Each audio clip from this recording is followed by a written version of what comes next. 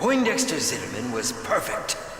In the smattering of details pieced together from tabloids and various interviews, his briefing described exactly what I had been searching for. Raised by a father who was a particle physicist, who apparently could hardly find his glasses, and a loving but rather peculiar mother who often got lost in Chaucer, Cervantes, or the Bard for days on end, it was amazing that this kid was ever born at all.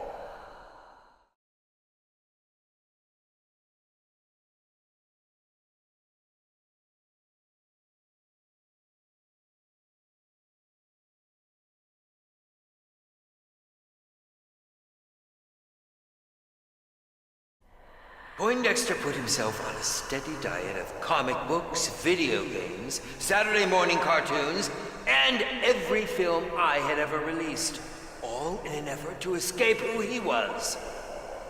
In his senior year of high school, he was stuck taking the last available elective class which was required for graduation, drama, ending up with a small role in the class play that would catapult his popularity among his classmates. Poindexter had finally discovered what he would become, a thespian. As an actor, he quickly discovered that his talents on the stage would lead him to New York City, where he soon became a staple on Broadway, commanding sellout performances even in the largest of venues.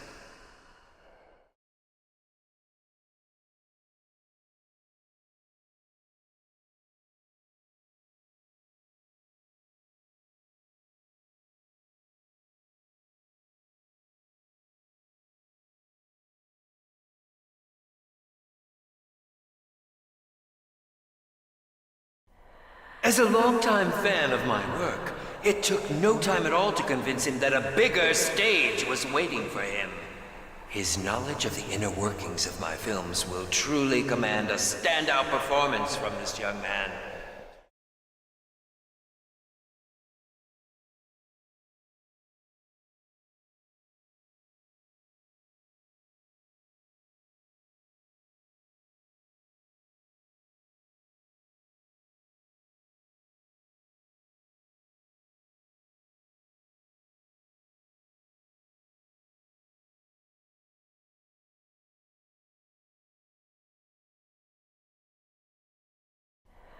His knowledge will protect the Four. His soul burns bright and will serve me well. The first of the Four has been found. The beginning of the end is near. If you dig deep enough, you can find the truth. Sometimes the truth is harder to believe than the lie. Your soul cannot hide!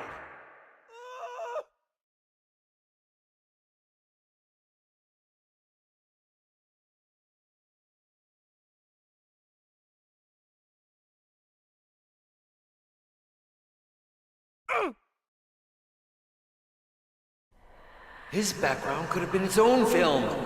Andre Wright grew up in the South Bronx, filled to the brim with its fair share of graffiti, drug dealers, and ladies of the night. He grew up surrounded by turmoil. This kid was the stuff dreams are made of.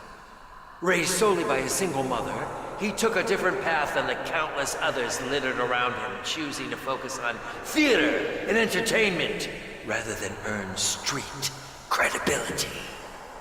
He longed for a way to get himself out of the ghetto. And with a stage at his disposal at a local youth organization known as the Bridges Society, each week he did just that. By becoming the characters he played and forgetting the world he was entangled within.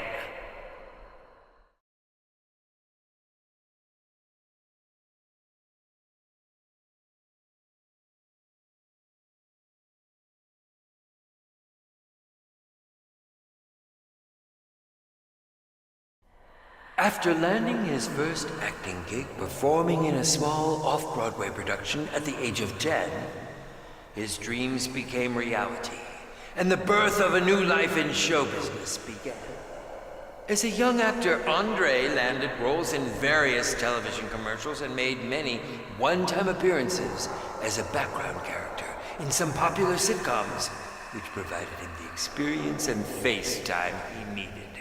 His eventual role in the daytime soap opera Beverly Hills Hospital catapulted him to daytime stardom, where he was known as TV's bad boy and was adored by fans of the show.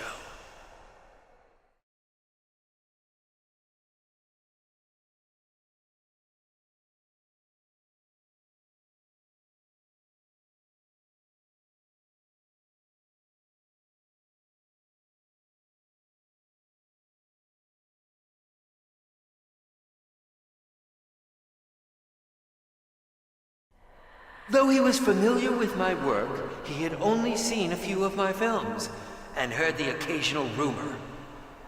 I assured him that unless they were praising my work, none of those tales were true. Besides, next to growing up in the Bronx, making one of my films would be child's play for him. With that assurance, he accepted.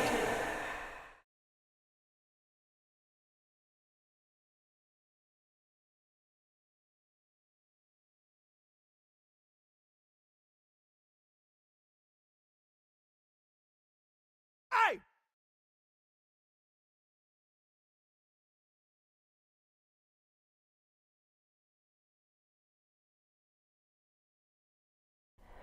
He is the third of the four.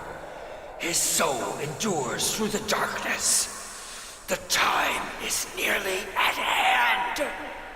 If you dig deep enough, you can find the truth. Sometimes the truth is harder to believe than the lie. Hot time in the old town tonight.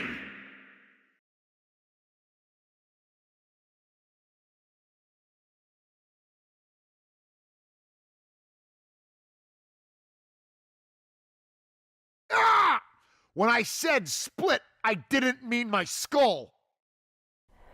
His name was Aaron Jordanos, and his brief read like a trip through classic American culture. He had grown up in Los Angeles and was raised by his parents, both of which were athletes in their own right. His mother, a retired tennis professional, and his father, a world-class surfer. He had the genetics of legends coursing through his veins. He could have just as easily been a top-tier professional athlete himself, having won scores of awards throughout his years in high school. But Aaron sought a brighter light than any stadium or court could ever provide. The limelight.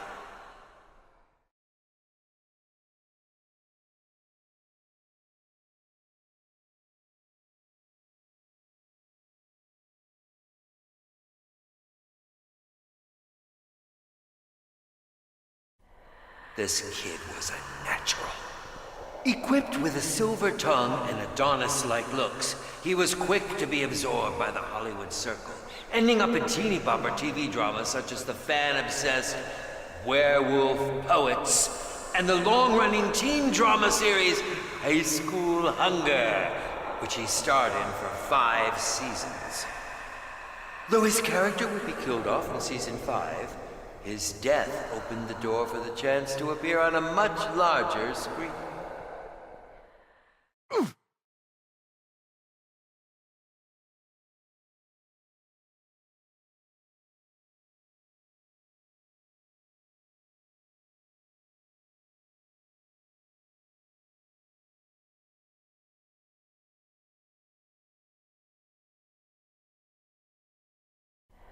Eventually breaking free of the chains of television, he clearly was overly eager to bring his talents to the big screen and show the world he was more than just a pretty face.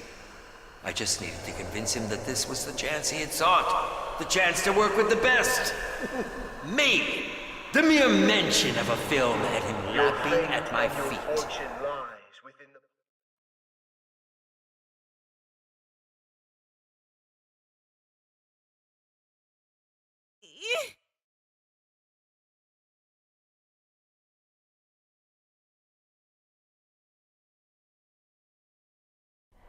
Sally Octavia Simpson had all the desperation I was looking for.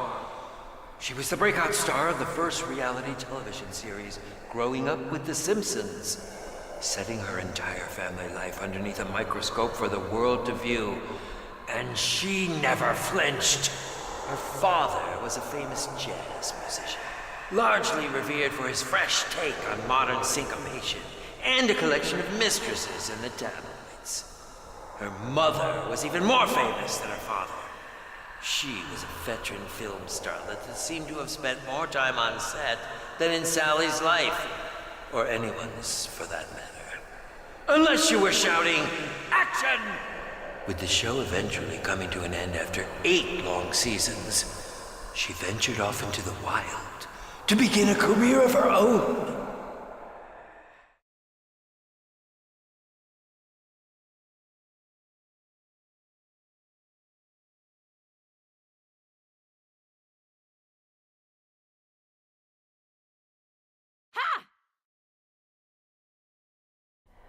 The shadow of her parents' fame and the fading memory of the once famous reality TV show haunted her.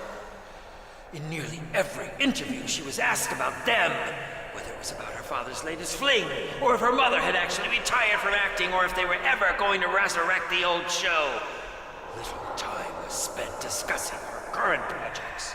As the auditions that led nowhere slowly began to pile up, she was beginning to believe the silent chatter. She was still riding her parents' fame and the old show to success. When I called offering her a role, I could hear her attempting to hold back her excitement.